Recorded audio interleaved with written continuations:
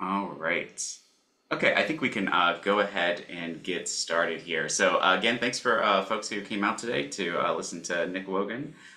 Just as a reminder, exoVAST is a monthly seminar series that focuses on specific exoplanet related software used to solve various problems from interiors of planets to their orbits, and in the case of today, planetary atmospheres. So it is my pleasure to welcome Nick Wogan, who is a postdoctoral researcher at NASA Ames, working with Natasha Batala on the interpretation of exoplanet observations. His work focuses on the 1D photochemical and climate modeling, through which he has developed this open source model of Photochem, which we'll learn about today. So Nick, I will turn it over to you, and thank you again for coming out and speaking with us today. Great. Yeah. Thanks, Joe. So yeah, as Joe said, Nick Wogan, I'm a postdoc at NASA Ames, and my talk today is about the Photochem software, which is a flexible 1D photochemical and climate model of planetary atmospheres. So, just quickly, in a nutshell, what is Photochem? It's a software package that contains a 1D photochemical model capable of simulating a wide range of planetary atmospheres. So rocky planets, mini Neptunes, hot Jupiters, any sort of planetary atmosphere, in principle, it should be able to simulate.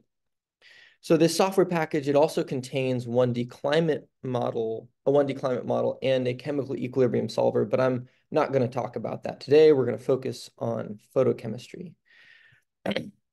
So why is this useful, or how is it useful? Well, photochemical models predict the chemical composition of planetary atmospheres.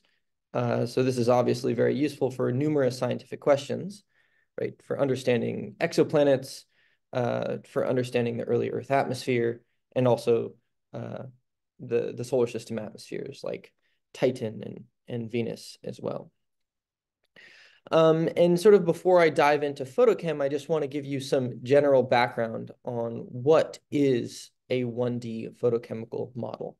Um, so in words, very simply, a 1D photochemical model is a description of how atmospheric chemistry changes over time from vertical gas transport, chemical reactions, and other atmospheric processes. And then in math, a 1D photochemical model, it solves this system of partial differential equations down here. And so on the left here, we have the change of species concentration. So this n sub I is the number density of some molecule, and it, could be a different concentration as a function of altitude. And that change is equal to vertical transport of the gas, as well as chemical reactions, so production and loss from chemistry. And then you can add in other processes that affect the concentration of a gas, like condensation and evaporation, and all sorts of other uh, things also affect gas concentrations. Um, so this equation here, so most photochemical models, they seek the gas concentration, so these n sub i's, corresponding to the steady state of the photochemical equation. So they want the concentrations of all the gases such that this equation here is equal to 0. So there's still this steady state is a state where the atmosphere is still, there's chemical reactions occurring, but everything balances out such that the atmosphere actually isn't really changing over time. And so this is sort of illustrated in this little video here.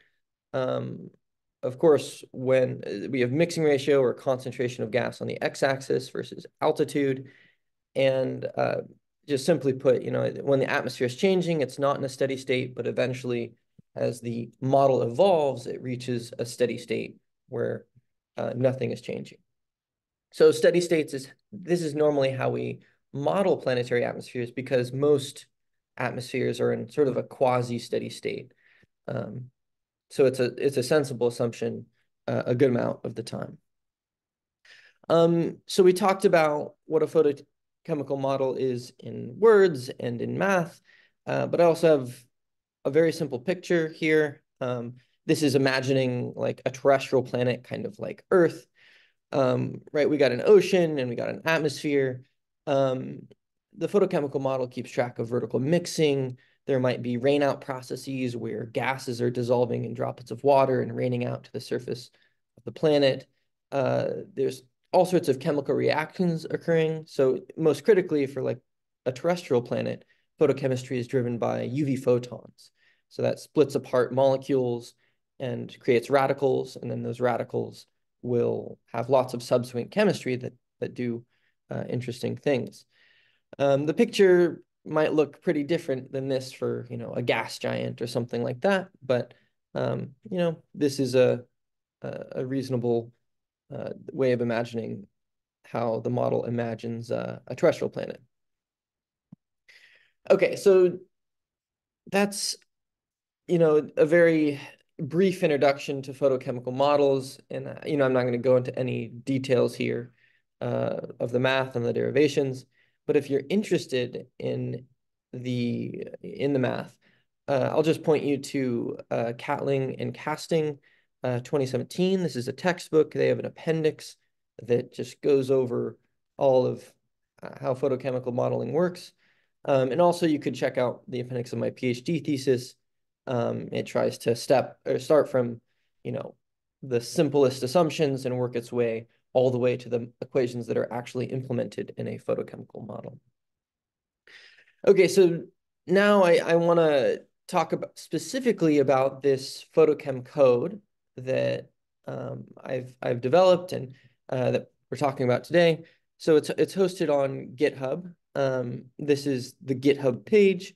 Um, so the code is mostly written in Fortran.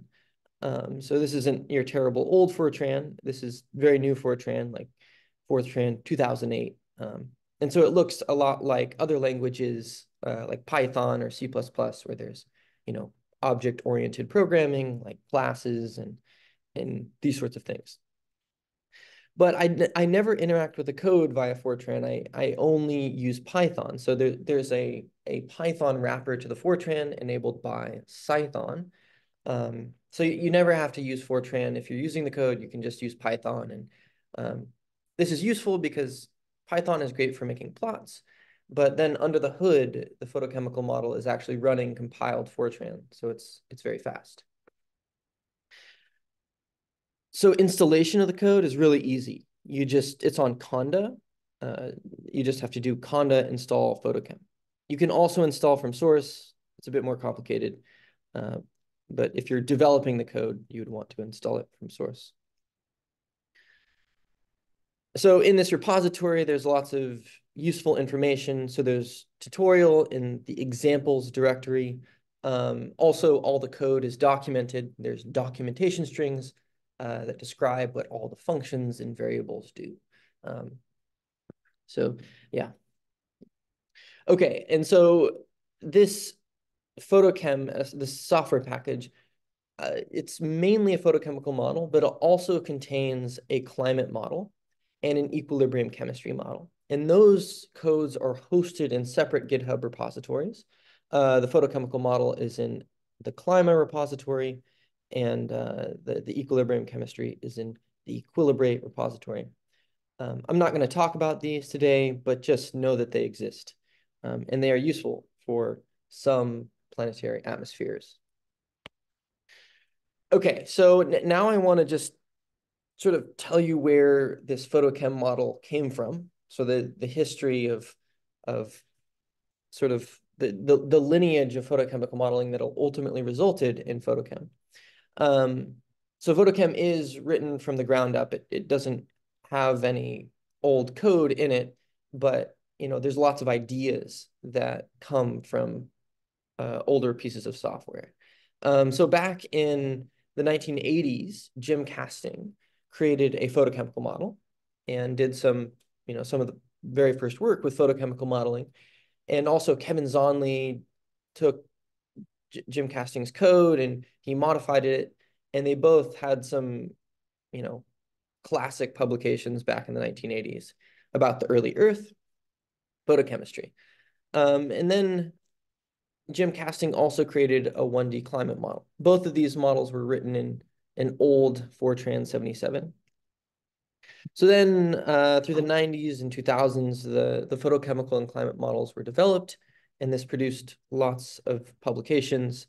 There's a lot to list. I will not, I just don't have the space here to list them all. So then eventually in approximately 2015 or uh, somewhere around there, the coupled photochemical climate model, ATMOS, was constructed by Mark Clare, Antigona Segura, Shanta Goldman, and Ashley Palumbo. So they basically took these codes that Jim Casting and Kevin Zonley made, and after they had been developed for many years and improved, they put them in a common repository and they coupled them together so that you could do photochemistry and climate simulations. And then I guess another important landmark here is in 2018, Andrew Lankowski made sort of a separate version of the Atmos code that is used by the Virtual Planetary Laboratory. And this photochemical model has been important for interpreting recent James Webb Space Telescope observations of planets like TRAPPIST-1c.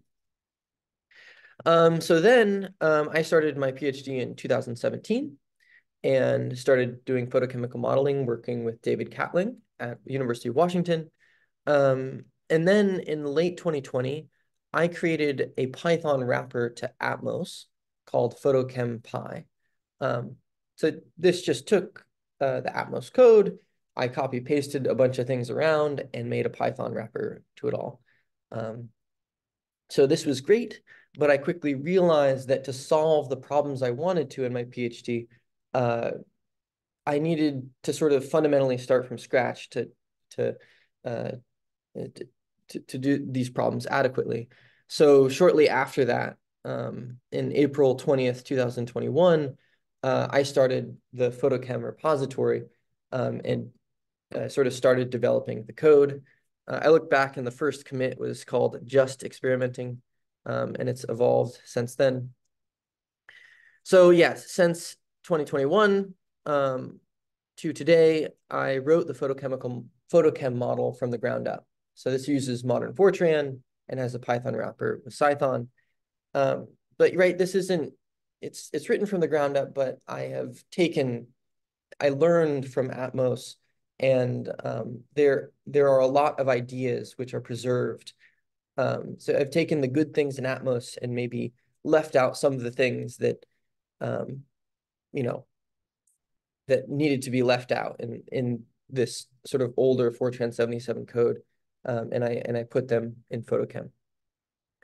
So yeah, and I just want to list sort of the design of Photochem. It was inspired by a lot of people and software. So as I said, it's inspired by the Atmos code, but it's also inspired by this Cantera software. This is a chemical engineering tool. So people that study like combustion use Cantera to simulate explosions or something. And we do lots of very similar modeling in atmospheric photochemistry. And anyway, this software has definitely inspired a lot of the design of Photochem. And then it's, inspired by a lot of people. So I haven't had a contributor to the code other than me yet. There's sort of somebody that's written a pull request that has been accepted. But so much of the ideas come from many different people and many different discussions. So I've just listed a bunch of people here. So a big one to name would be Kevin Zonley. He's helped me so much in understanding these problems. So yeah, and then just want to list a couple of the articles that have come out using the Photochem software. So the first publication was a paper I wrote in 2023, and this paper looked at the early Earth atmosphere, and specifically we were looking at the photochemistry that might produce molecules relevant to the origin of life after massive asteroid impacts. So then the next paper was just a couple of months ago in 2024. I wrote a paper about K2-18b. This is an exoplanet observed by James Webb Space Telescope. I'm going to talk more about this in a bit. So then there was a paper by Beneke et al. 2024 that used James Webb observations to study the mini Neptune TOI 270D. This used Photochem to interpret those observations. And then there's a couple papers under review that also use Photochem. So one is about simulating the disequilibrium chemistry in hot Jupiter atmospheres.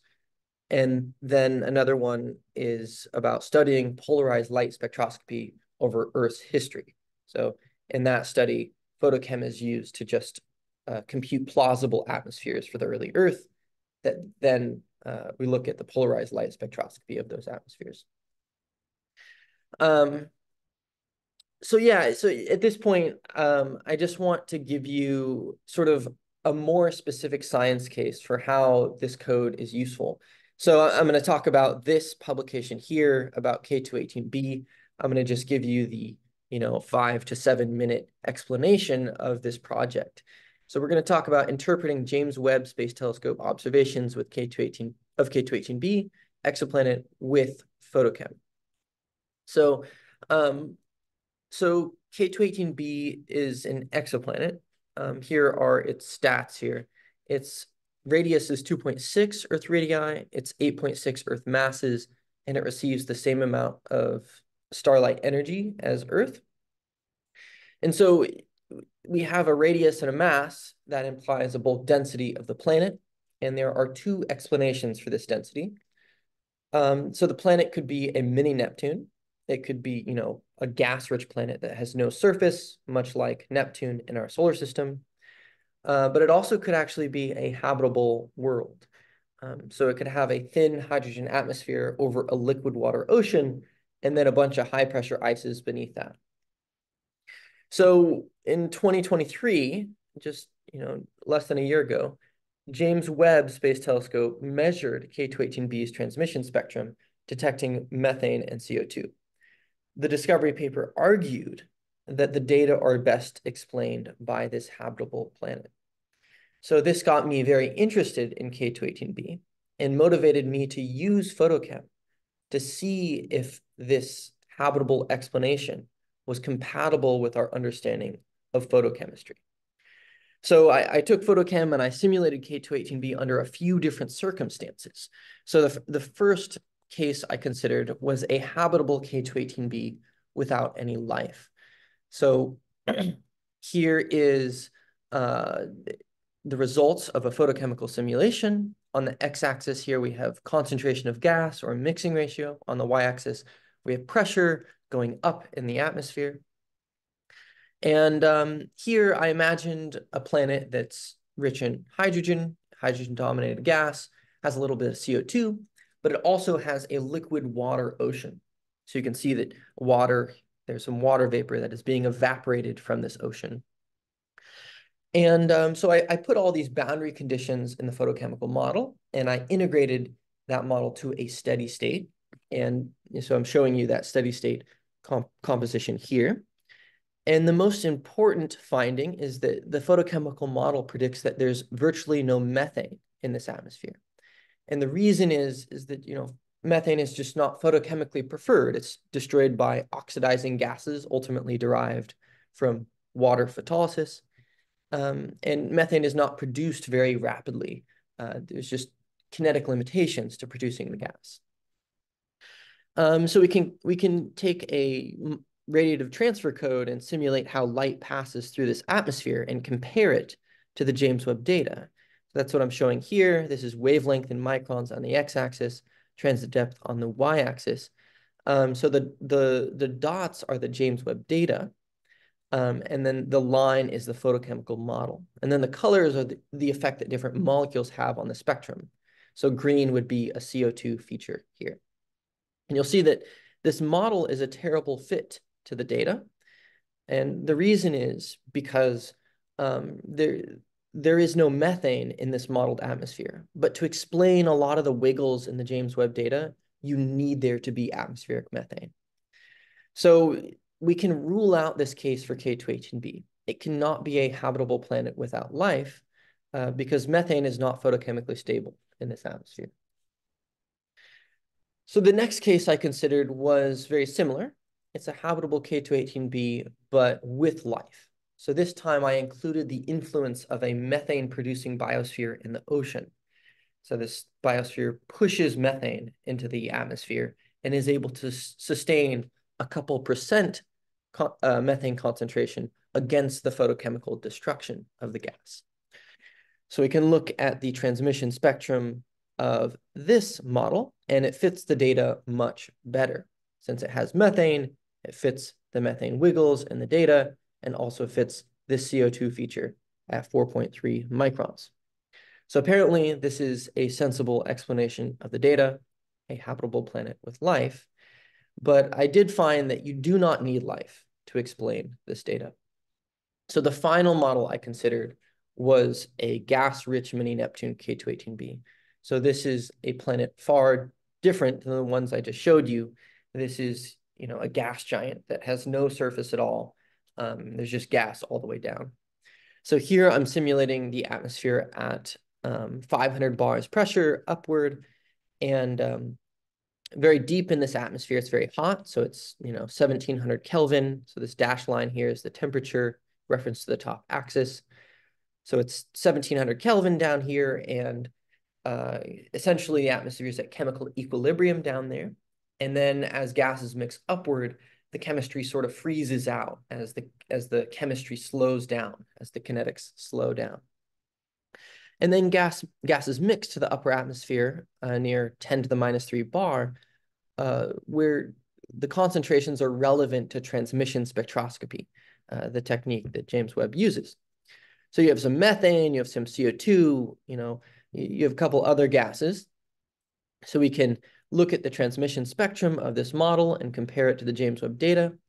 And it also provides a pretty good fit. You can fit the methane features pretty well. Also, you do a decent job fitting the CO2 feature. And the reduced chi-squared is very similar to our inhabited case I showed you previously. So this is also a good explanation of the James Webb data. So just to quickly summarize, we considered 3 cases for K218b. The lifeless habitable planet, it did not work because Photochem says that methane is not stable in this atmosphere, but James Webb found methane. So we can rule this case out. There are 2 cases that fit the data, but they are not equivalent in their complexity. So a habitable planet with life, of course, has to invoke biology to explain the data, which is an additional complication. But then there's further problems. So I don't have time to show you here, but there's problems with the climate. So a stable habitable climate is hard to maintain on this kind of planet. And this has been shown in previous work by Anand et al. 2023, but also I show this with the climate model contained within Photochem. So it seems a somewhat unlikely explanation of the data because of this climate problem. So on the other hand, there's not really any significant problems with the mini Neptune. This atmosphere just sort of falls out of the model and it fits the data reasonably well. So we think it is the most likely explanation of, it's the best interpretation of K218b. It is most likely a mini Neptune. So yeah, all this is in a paper published a couple months ago in AppJ Letters. You can check that out if you're interested. But this just serves as just one example of how Photochem is useful. You can use it to really understand James Webb observations better. Okay, so that's it for this presentation. And I just want to give you a little code demo of how to use Photochem. We're going to talk about a very simple example of modern Earth photochemistry. I'm going to give you kind of a tour of the code and of the input files. So Joe, we're good to just jump into the demo, right? Yes, you are good to jump over. I can see, yes, I can see it up and running. Great. Thank you. Yeah. Okay. Yeah. So in this, I just have a little Visual Studio Code file open here. There's just a couple files here. There's some input files, and there's a README. I'll talk about the input files in a bit. So in the README, it's just giving us an installation command so that we can actually run the photochemical model and plot up some stuff. So you can install it by conda. In this command, we're just creating a conda environment called Photochem. We're installing Photochem 0.5.5 and also matplotlib in Jupyter. So you can just copy, and I have a terminal here, copy paste this command into a terminal. And I already had that environment, but I'm going to delete it and reinstall. And it kind of takes a moment to think about all this. But yeah, so it worked. You'll see that one of the packages being installed is Photochem right here. So we'll say yes. I'll take a moment to think about these things. While this is installing, Nick, just curious, just coming off of the K218B Yeah. discussion, I'm curious how you've, I guess, not handled, but just your reaction to the challenges in this exoplanet, especially looking at astrobiology in the future with new JWST observations, and Yeah. eventually with the launch of Habitable Worlds Observatory, of these initial indications that a planet is habitable, and then the sort of the public and popular media kind of latches onto that, and it's Yeah. really hard. It's really hard to break that, as we've seen with K218b. Absolutely. Like everything is weighted. Yeah, it's so much harder to um, sort of retract or to change the story once a sensational one has been told. No, this just seems like um, what will inevitably happen over and over again in the coming decades. I mean, I don't know. It's sort of the way it might have to be, and that's fine. It's kind of how it's. I guess it's kind of how it works. Yeah, I have nothing useful to say. No, I was just curious. All right, thank you. Yeah. Um, yeah.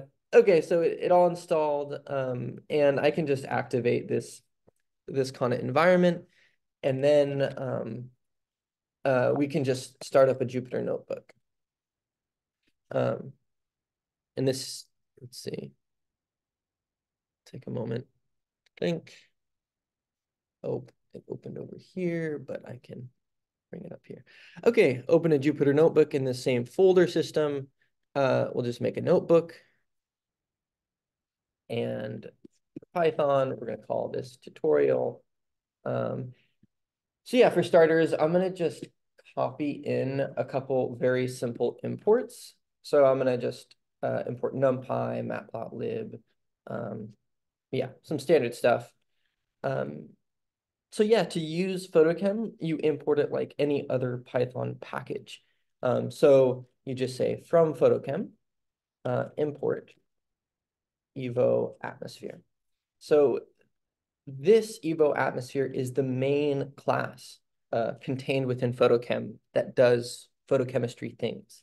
Um, so you can, in Jupyter Notebooks, you can put this little question mark next to any variable or class, and it will print out documentation information for this class.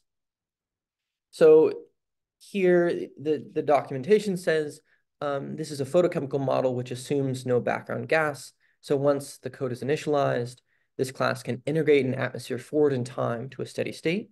The model can also optionally self-consistently evolve climate for terrestrial planets. So we're not going to do this climate stuff. We're going to do a much more simple simulation of the modern Earth photochemistry. So it also gives us how to initialize this class. So this is like a Python class, right? It needs to be initialized with some variables. So this class is initialized with a couple different files. So there's this mechanism file. This is a description of all the reactions and species in the model. There's a settings file. This just gives you some settings specific to a particular planet. There's a flux file. This gives you the stellar flux at the top of the atmosphere, so the UV flux, which is critical for photochemistry.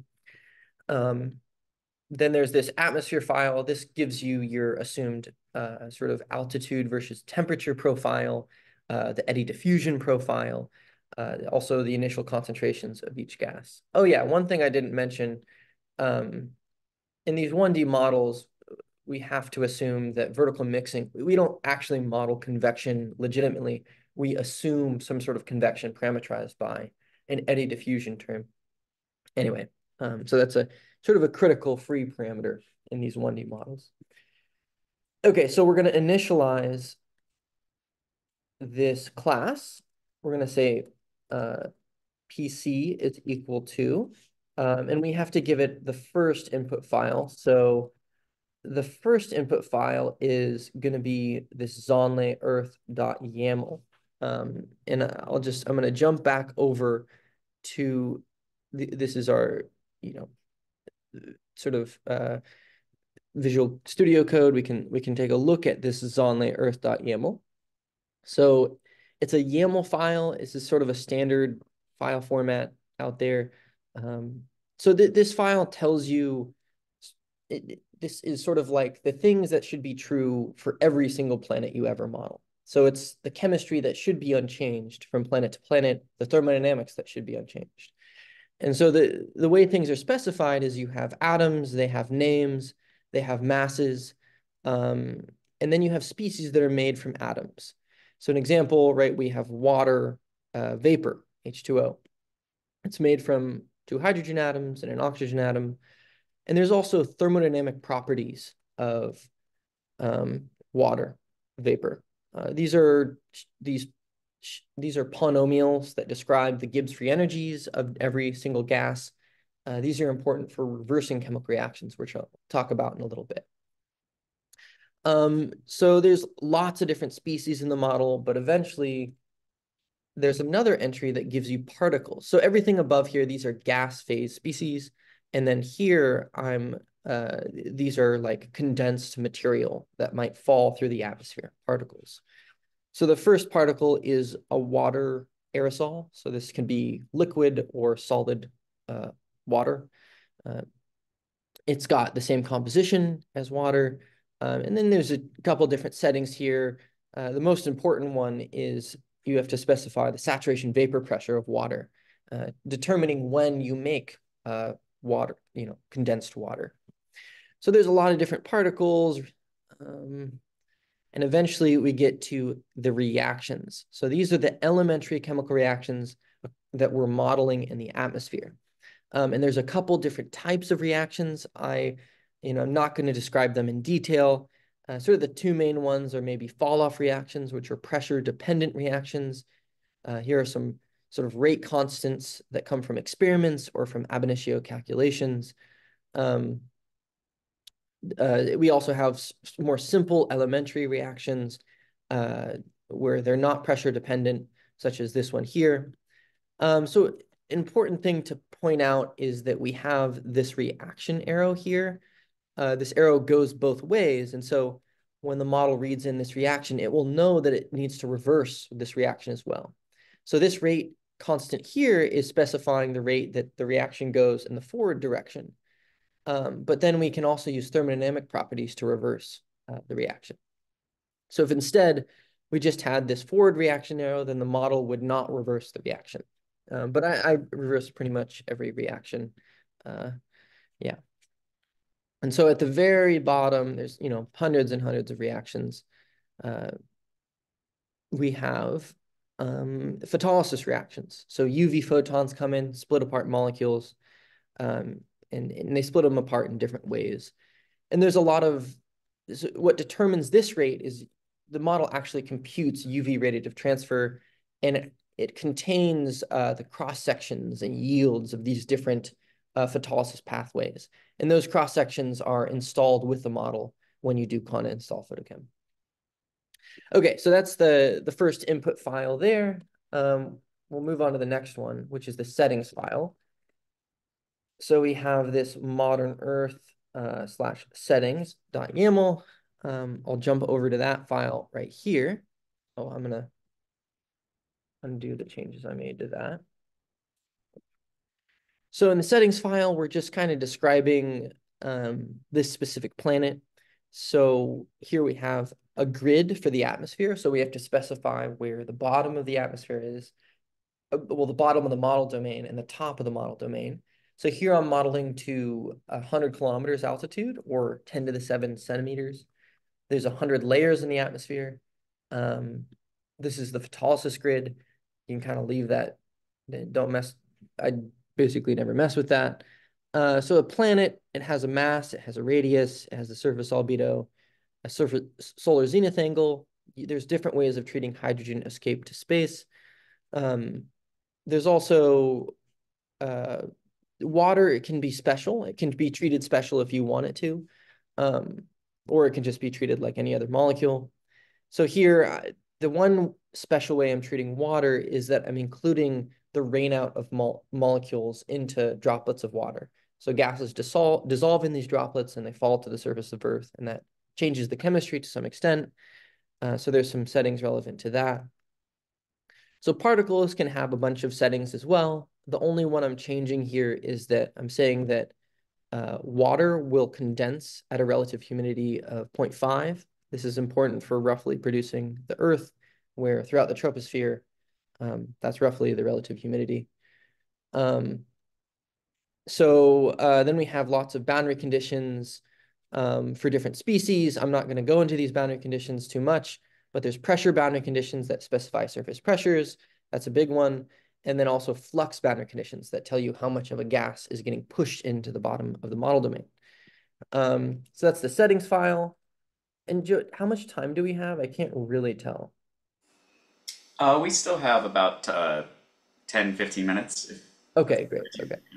Um, So the next input file is the stellar flux file. And I'm just going to use this file right here. This is the sun right now at the top of Earth's atmosphere. So it's very simple wavelength of light, and then the flux of light in these units, just two columns specifying, going out to very long wavelengths. That file is very straightforward. So the final file is this atmosphere file. So we'll jump over to that. So in this file, we have a couple different things that are important. We have the altitude in kilometers, and it tells you the temperature profile in the altitude. This is temperature in Kelvin. It also tells you the eddy diffusivity in centimeters squared per second as a function of altitude. This is what you're assuming. And then there's the initial concentrations of all the different gases. These are mixing ratios. So you're saying that water cloud material, these are the sort of initial concentrations you're going to assume in the model. And then there's also, right, all the different gases in the model are also specified. These don't have to be specified. If they're not, they're assumed to be close to zero. But if they are specified, then they're sort of assumed when the model is initialized. So you just run that code and it initializes the photochemical model.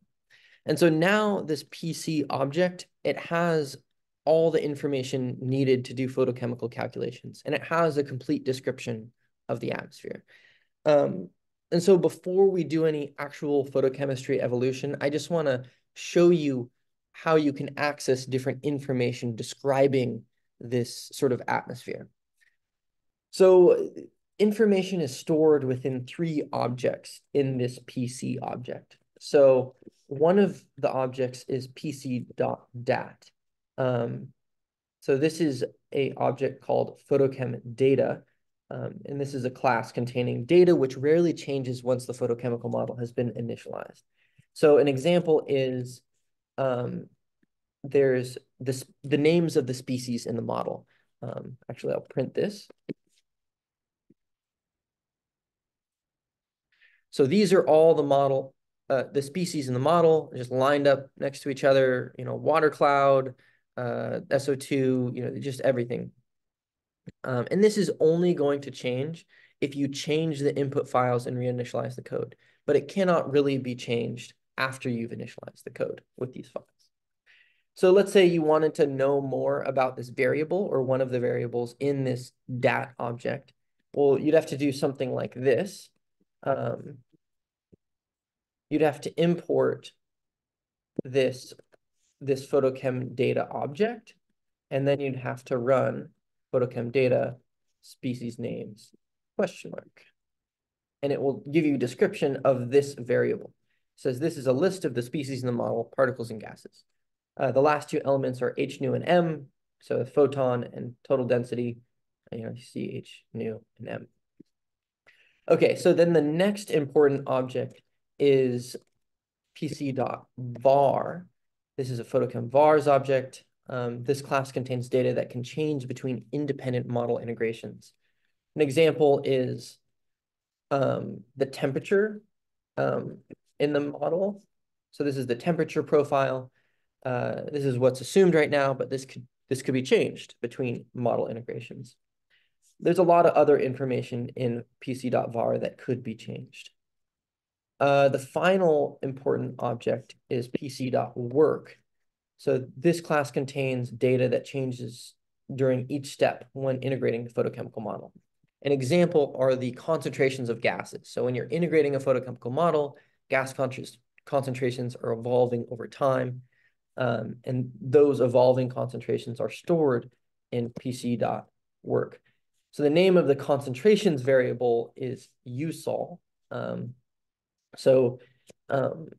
This is the number densities of all the molecules in the atmosphere, and it's a 2D NumPy array.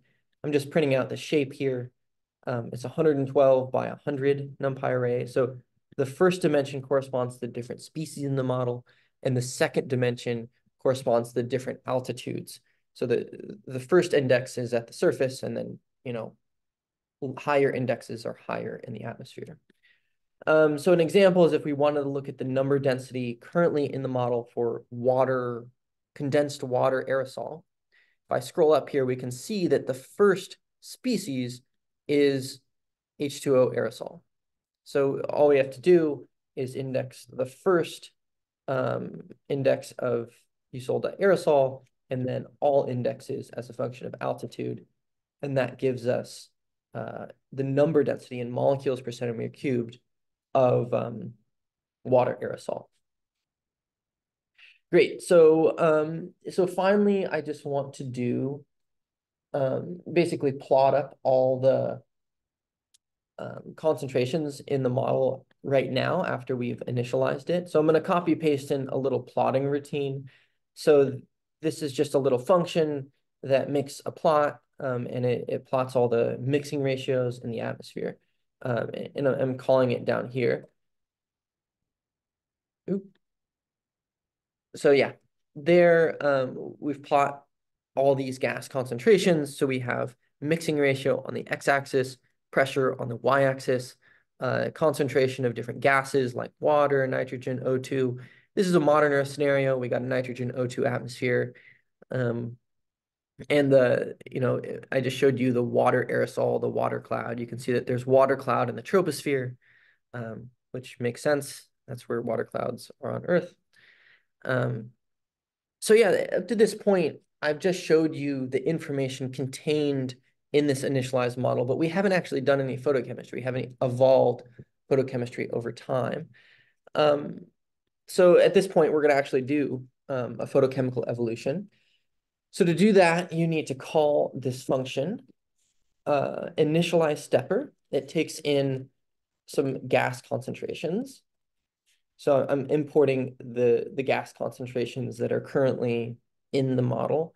And this sort of sets up an integrator to evolve the atmosphere forward in time.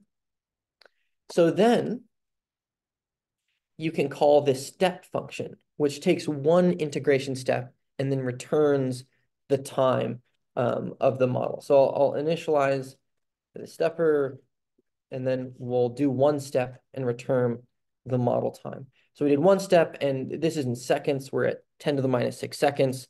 We can do more steps. Oops.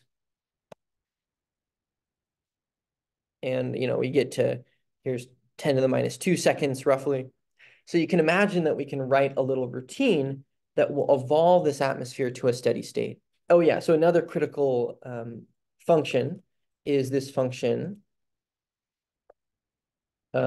check for convergence. So when you call this function, it will determine whether the model has reached a steady state or not. So you'll see that, after just a couple integration steps, we haven't reached a steady state. But yeah, we'll just write a little function that can find a steady state. We'll call the function find steady state. We'll take in our Photochem object there. And then we're going to initialize a photochemical integration like that. And then we'll say converged is false while not converged. We're going to make a plot of the atmosphere. So their output. So this is necessary for making a plot. And then we're going to do plot atmosphere. And then we're going to do 5 integration steps for I in range 5. We're going to take an integration step, and then we're going to check for convergence of the model. Copy paste that in. And then if converged, we're going to break the integration. So I can just run this code here, and it's going to integrate our model to the steady state, and it's going to plot an atmosphere as we do so. So you can see that time is evolving on the top here, and we're making our way, we reach a steady state already. And this happens so fast because the model was already kind of at a steady state and nothing really changed in the atmosphere.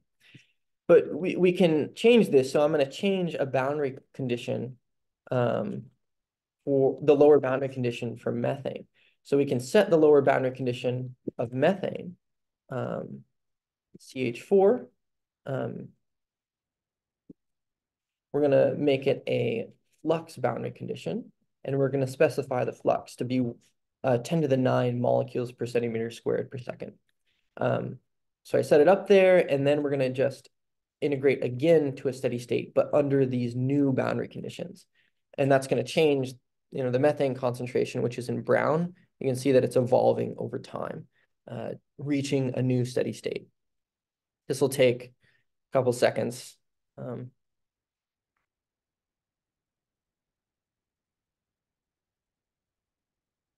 But yeah, so now there we reached a new steady state where the methane concentration is lower. So that's great. So that's how you do photochemical integrations and reach steady states. But we want to understand all the reactions happening in this atmosphere. So I'm going to just show you one useful little function. You can call this function production and loss. It'll give you the production loss of any species in the atmosphere. So an example is ozone we'll take a look at. It takes in the concentrations in the atmosphere, and then you can print out the reactions producing ozone. You can also print out the integrated production rate of all these different reactions. You'll see the most important one is the first one, and the next, these are in molecules per centimeter squared per second. The most important reaction is this one. You can also print out loss rates and these sorts of things. And there's lots of functions like this for understanding what's happening in the model. So yeah, that's all I have for you for this quick demo. And yeah, I just want to thanks for listening, and shoot me an email if you have any further questions.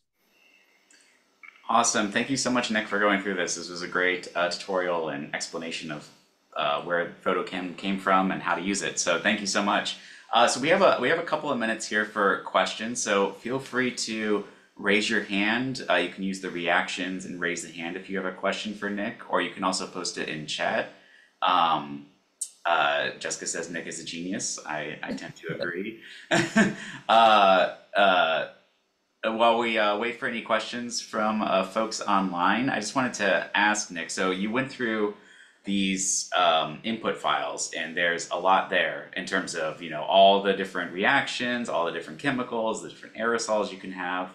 So if you are, new to this field, like an early career scientist, or maybe you're a scientist that just want to run this model to look at some observations and stuff, do you have kind of some recommended input files for a given planet type to get you started, or how do you kind of approach that when you're not super familiar with the field? This is a hard thing, and the challenge with doing something that's general. So the idea is I want to make a general model that can work for everything. Well, that means that you're not like making things easy to do for any specific scenario. So that's the cost of generality. You can't do anything. It takes work to do any specific planet. Um, so this is a challenge. Um, but I would say, that I have like input files for different kinds of planets. So if in the repository, there's like a modern Earth template. That's a good way to sort of get started for modern Earth. And you can imagine how you might adjust it for the early Earth or for something like that. But like, let's say you wanted to model K218b or another mini Neptune. It's not straightforward how you change the input files to model this planet. But whenever I publish a paper, I have all of my code. It's attached to the paper. It's in Zenodo. You can, shoot me an email. Well, it's in the paper, a link to this. But if you want to model a mini Neptune, you can go to that code and sort of change some input file, input parameters, mass, radius, etc. And that might be a good way to get started with the mini Neptune. Um, I also have like a bunch of stuff for modeling hot Jupiters. And if you're interested in that kind of thing, just shoot me an email and I can, send you a little something to get started there. Um, but yeah, I mean, it's challenging, and it's additionally challenging because it's hard to have all these working examples for different kinds of planets, because if I want to change the model, these examples need to evolve with the model. And so I've sort of hesitated building out a ton of examples for this reason. And yeah, in any of so what I showed you here, this is for like a specific version of the model, but Hmm. things might evolve over time. But anyway, all the versions exist. They're on Zenodo, they're on CondaForge. Everything should be reproducible. Um, but this is the challenge. Yeah. But yeah, reach out to me. I'll send you some input files, and also you can take a look at the paper, various papers where I have all the input files for specific planets. Great. Yes. I mean, I think with any of these planets, it's basically like every time you look at a new planet, there's basically a PhD waiting to study it. I think I see one hand up. Finnegan, do you want to go ahead? Yes. Hello, good morning. Just a quick question. You talked a little about the history of Photochem, and you seem to be getting into this slightly at the end of your answering last question. What does the future of the code look like? Like, what's sort of the next steps? Is there potential to Yeah. extend dimensions or integrate aqueous chemistry? Sort of what are the next things on your, plate? Yeah. So the next steps are doing climate better.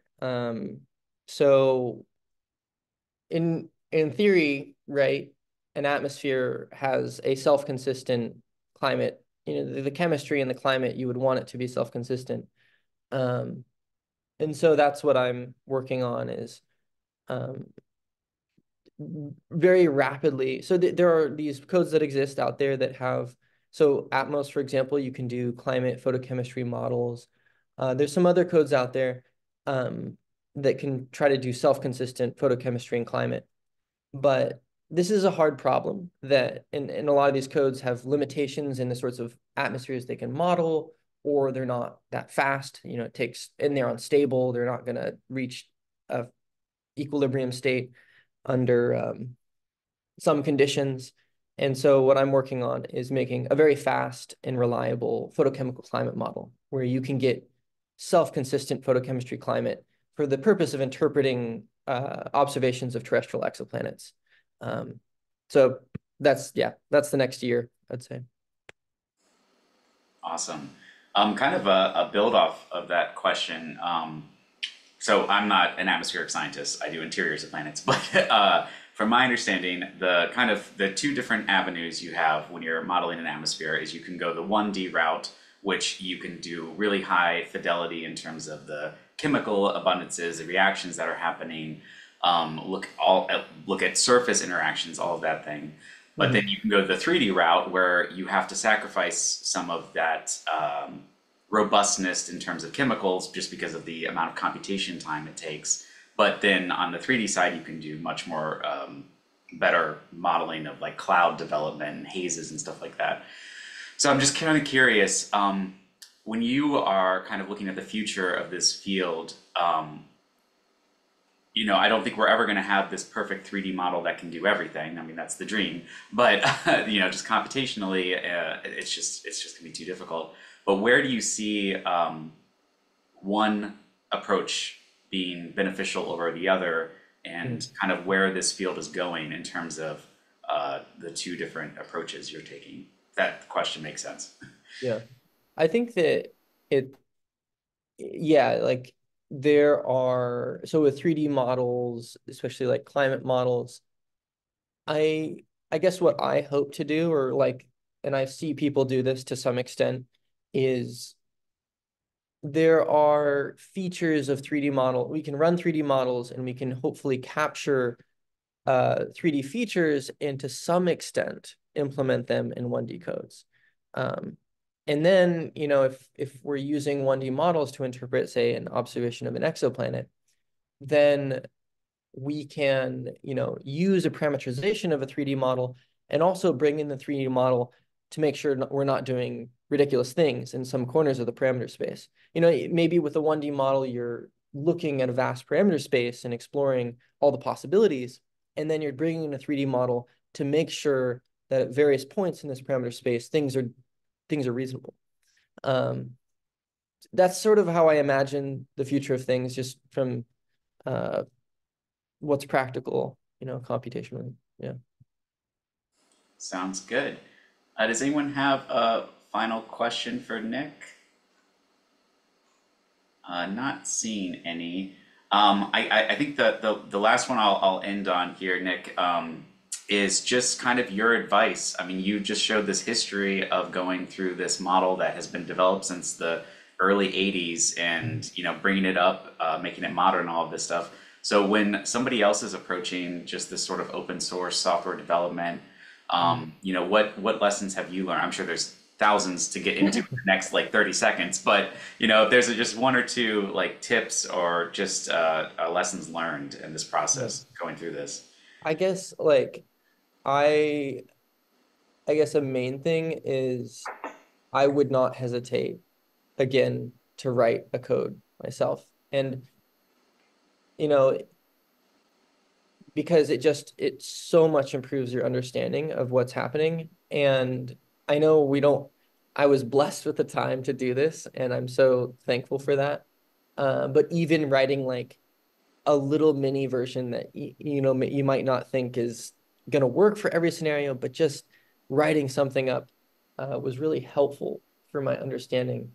And also, people say, "Oh, you're reinventing the wheel."